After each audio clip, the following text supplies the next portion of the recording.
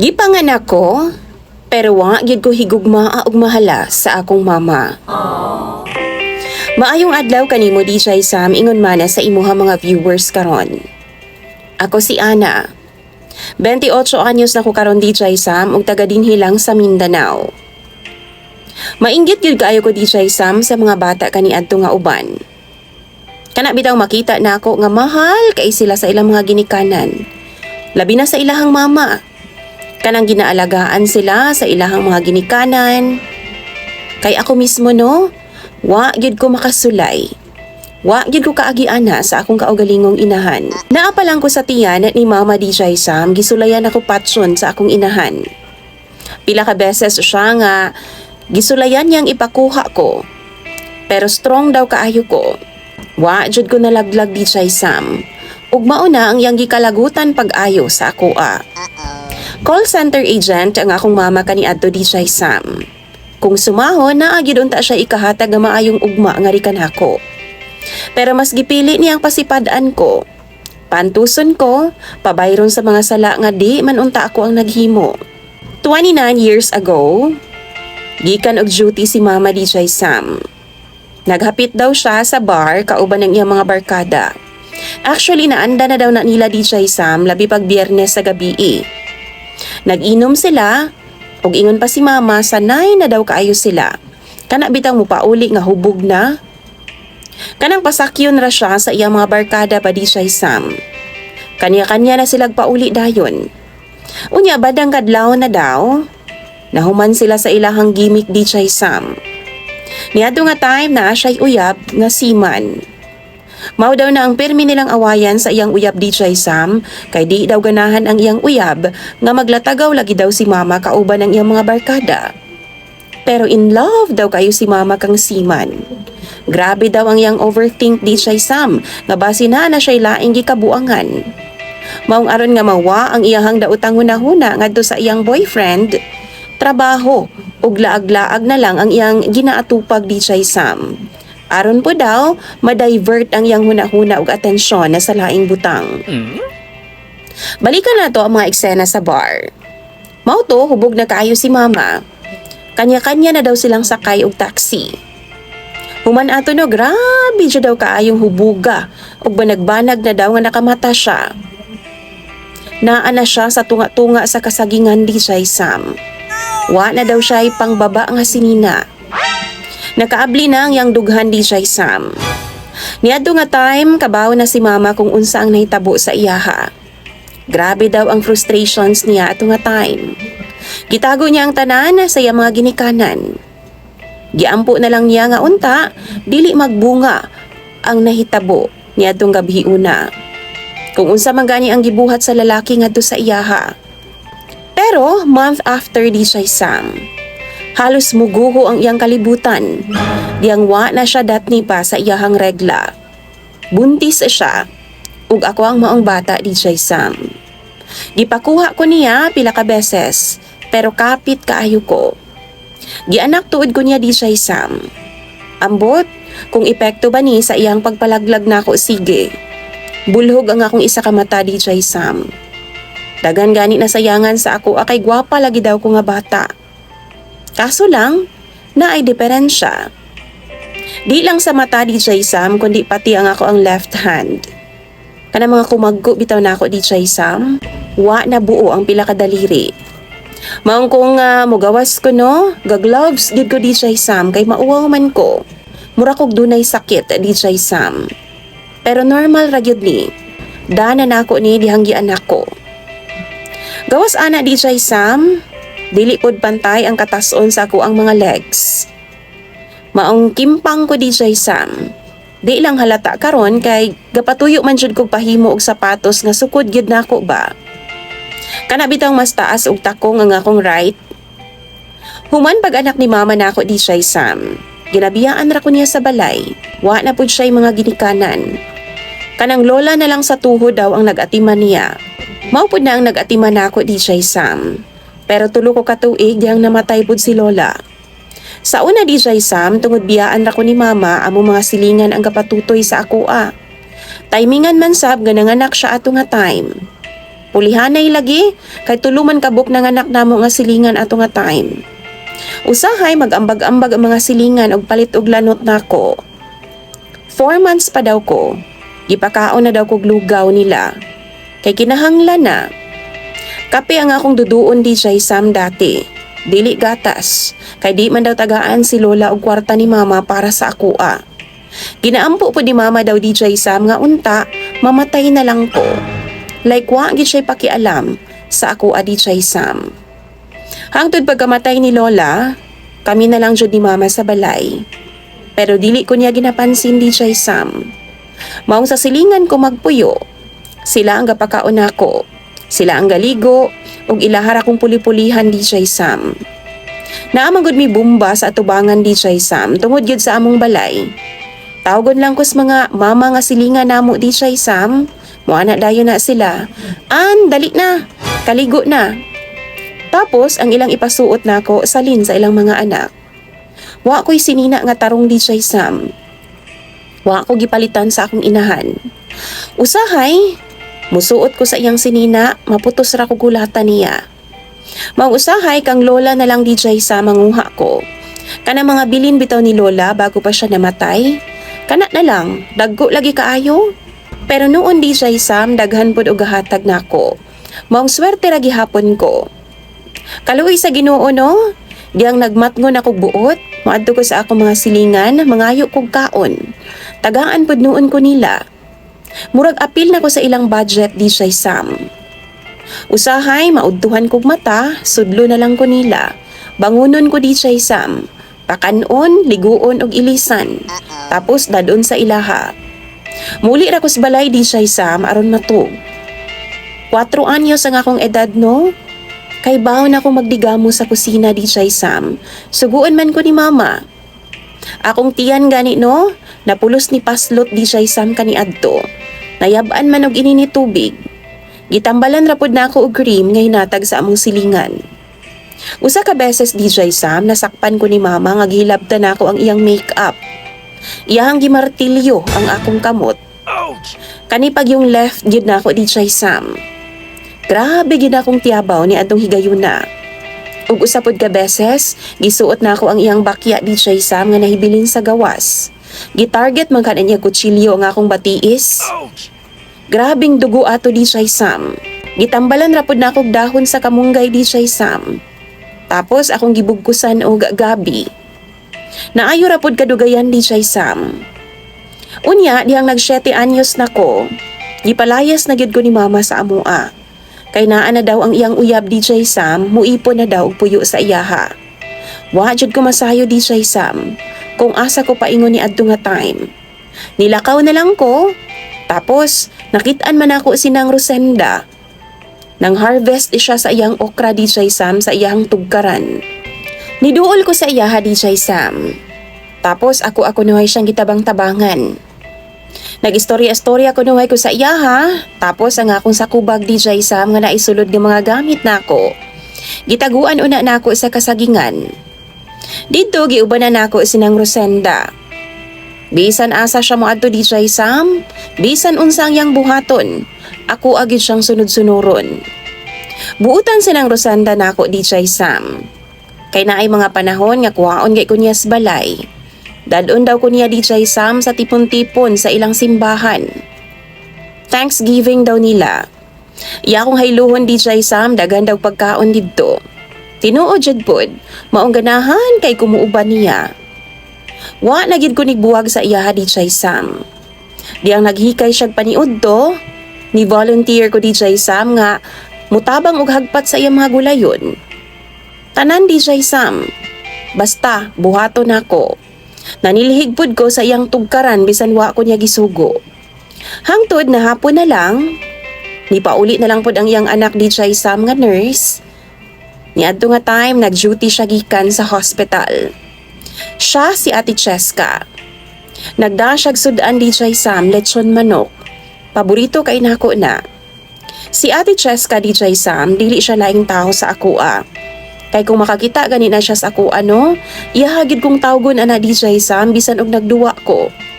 Kasabaan ko niya kay nagkadusingot daw ko, babae pa naman daw kong buhat. Tawgon ko niya DJ Sam tapos sungugon ko niya. An-an, pagpuyo. Baho ba'y akag bisong.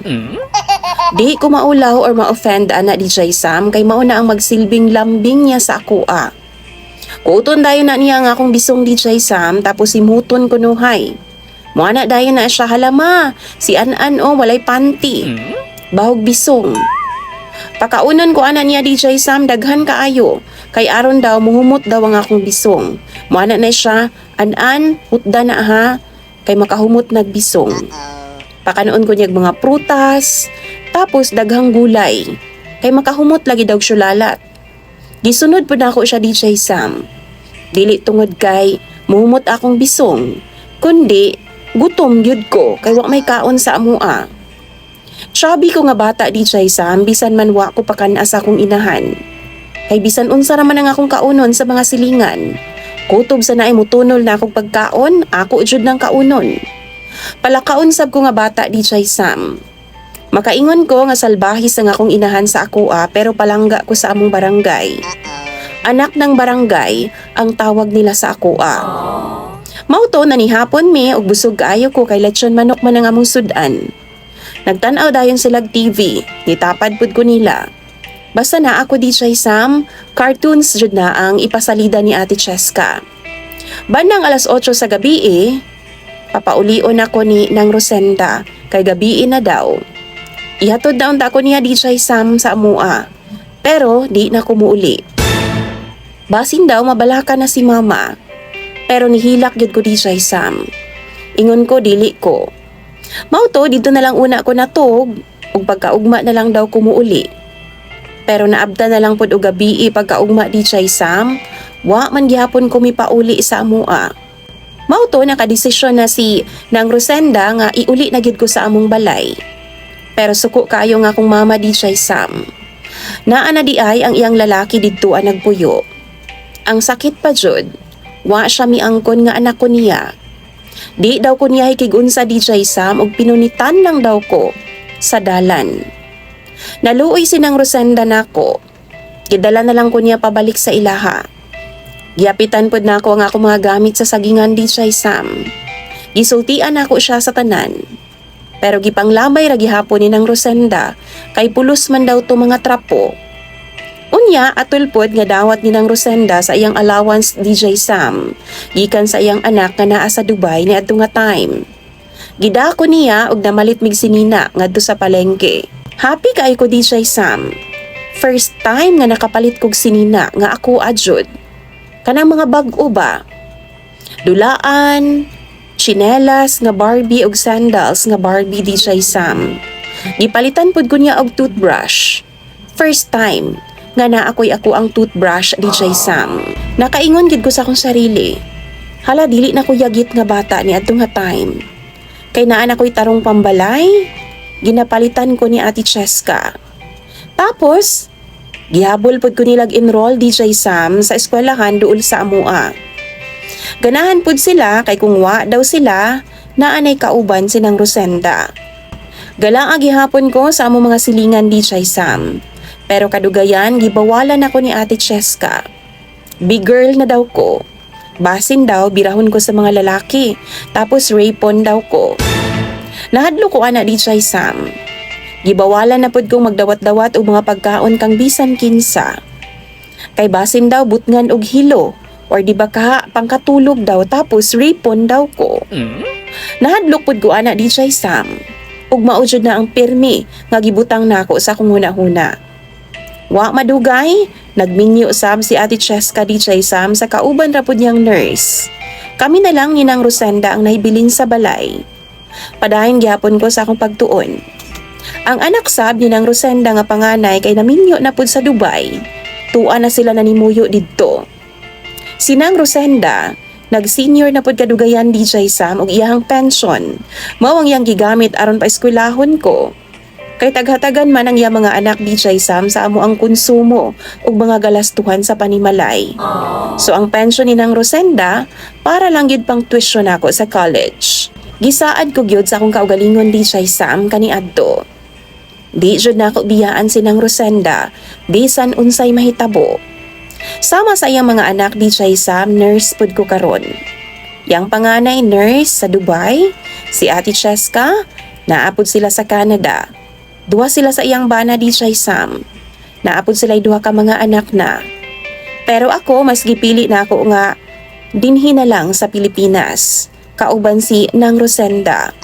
Kay gusto gid akong suklian ang kamaayo niya sa ako. Tiguang na siya karon di siya Sam, pero baskog-baskog pa. Tama di ay, from Nang Rosenda. Mama Rosenda, ang iyahang gipatawag nako sa iyaha sukad nga nitapon ko sa ilaha. Di na ako makalimtan ang adlaw di siya Sam. Di na ako makalimtan ang kaayo sa mga tao nako kaniadto. Maong kada December no, di jud ko kalimot nga maghatag sa mga taong nahimong maayo sa ako kaniadto. Mga tiguang na pud baya sila karon.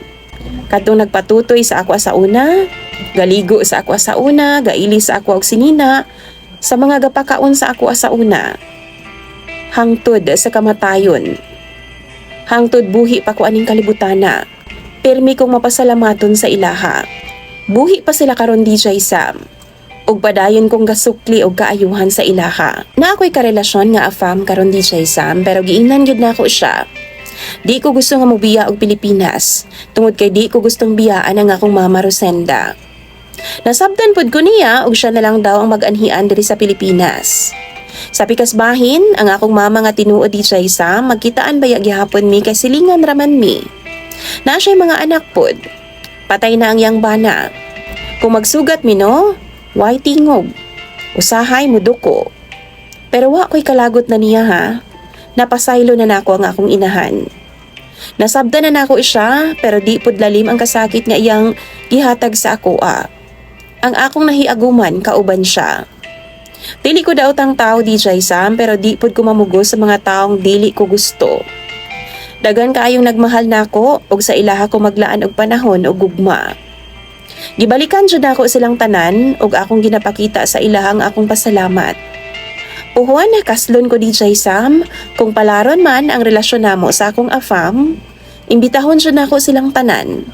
Gusto nako makapaso jud silang tanan.